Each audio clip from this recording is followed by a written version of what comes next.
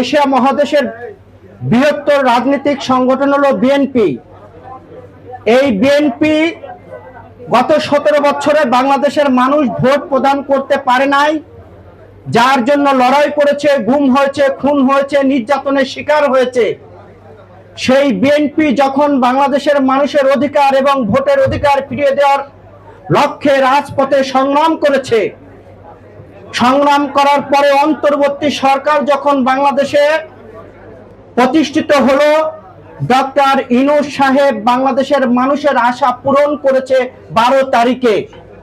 কিন্তু এই 12 তারিখে নির্বাচনের আগে যখন বাংলাদেশের মানুষের কাছে জনসমাবেশ করে বিএনপির চেয়ারম্যান জননেতা জনাব তারেক রহমান তিনি বাংলাদেশের মানুষের যে প্রতিশ্রুতি দিয়েছিল সেই প্রতিশ্রুতি পূরণ করেছে। 1 মাসও তিনি সরকার গঠন করেন নাই। কিন্তু তার আগেই আপনারা লক্ষ্য করতে পেরেছেন, এই ফ্যামিলি কার্ড নিয়ে যাদের শরীরে চুলকানি ছিল, যারা চুলকানির ওষুধ বিক্রি করেছিল, তাদের কাছে আমি একজন রাজনৈতিক কর্মী হিসাবে প্রশ্ন রাখতে চাই, বন্ধুরা, আজকে যখন ফ্যামিলি কার্ড বাংলাদেশের মানুষের কাছে গণপ্রজাতন্ত্রী বাংলাদেশ সরকারের প্রধানমন্ত্রী জনাব তারেক রহমান দিয়েছে, আপনারা এখন কি বলবেন?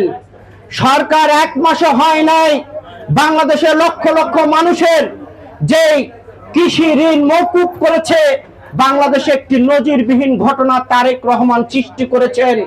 তিনি বলেছেন নির্বাচনের আগে বাংলাদেশের মানুষের যে প্রতিশ্রুতি দেওয়া হয়েছিল সেই প্রতিশ্রুতি অবশ্যই এই সরকার পূরণ করবে। কিন্তু আজকে আমরা এখানে যারা রাজনৈতিক কর্মী নেতা আছি, তাদের কাছে আমার আহ্বান থাকবে, প্রধানমন্ত্রীর একার দিকে তাকিয়ে থাকলে কিন্তু হবে না। প্রধানমন্ত্রীকে সহযোগিতা করতে হবে। যদি সহযোগিতা করতে পারি তাহলে বাংলাদেশের মানুষের যেই প্রত্যাশা এবং প্রত্যাশিত আমাদের প্রধানমন্ত্রী দিয়েছে সেটা পূরণ হবে, তা না হলে কিন্তু পূরণ হবে না। একটি পক্ষ কিন্তু চুলকিয়ে যাচ্ছেন, তারা খুঁচিয়েই যাচ্ছেন, ষড়যন্ত্র করেই যাচ্ছেন, কিন্তু ষড়যন্ত্র করে কোনো লাভ হবে না। আজকে মাননীয় প্রধানমন্ত্রী কিন্তু ফ্যামিলি কার্ড দিয়েছে, ইনশাআল্লাহ স্বাস্থ্য কার্ড দেবেন, তিনি ফ্যামিলি কার্ড দিবেন, কৃষক কার্ড দিবেন, বাংলাদেশের সকল মানুষের দল বল নির্বিশেষে সকল মানুষের প্রত্যাশা পূরণ করবেন।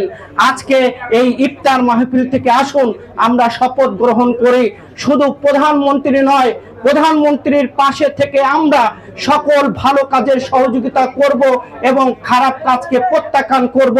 বাংলাদেশের সমস্ত গত 17 বছরে যেই দুর্নীতি ছিল সেই দুর্নীতির শিকড় আমরা তুলে দেব ইনশাআল্লাহ, এবং দুর্নীতির বিষ দাঁত ভেঙে দেব।